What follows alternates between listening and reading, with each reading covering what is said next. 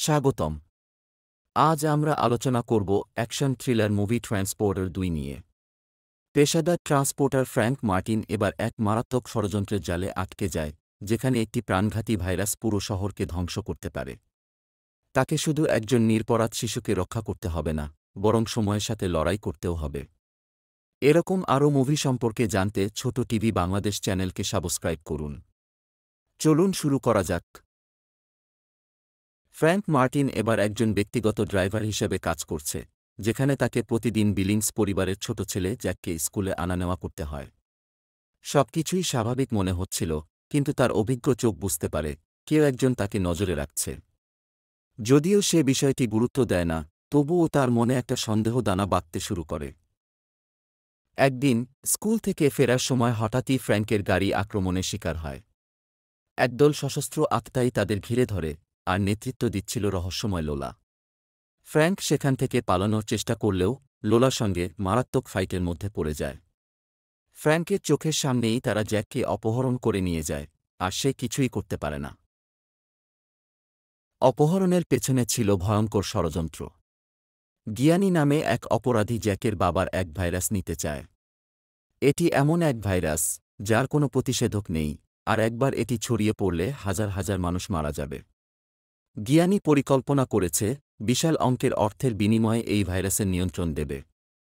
Frank বুঝতে পারে এবার শুধু জ্যাককে বাঁচানোই যথেষ্ট নয়, বরং পুরো শহর রক্ষা করতে হবে। ফ্র্যাঙ্ক দ্রুত জ্যাককে উদ্ধারের পরিকল্পনা করে এবং গিয়ানির দলের লোকদের খুঁজতে শুরু করে।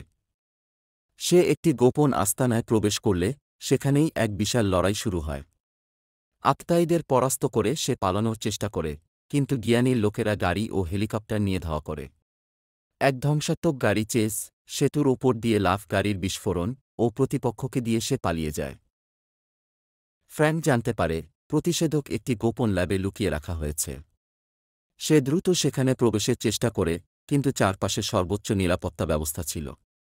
একের পর এক রক্ষীদের পরাস্ত করে সে ল্যাবের ভেতরে প্রবেশ করে, কিন্তু সেখানে ছিল লোলা।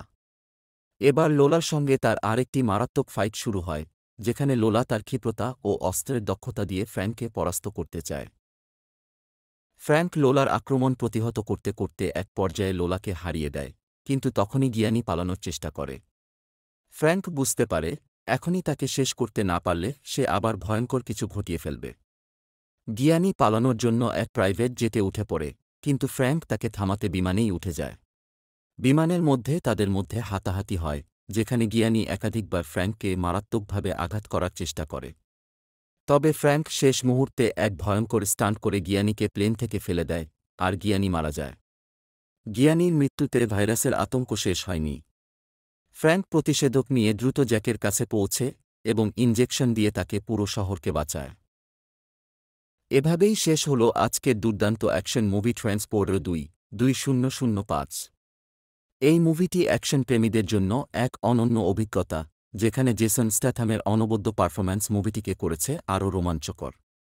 এরকম আরও রোমাঞ্চকর মুভি সম্পর্কে জানতে ছোট টিভি বাংলাদেশ চ্যানেলকে সাবস্ক্রাইব করুন এবং লাইক, শেয়ার করে আমাদের পাশে থাকুন। ধন্যবাদ।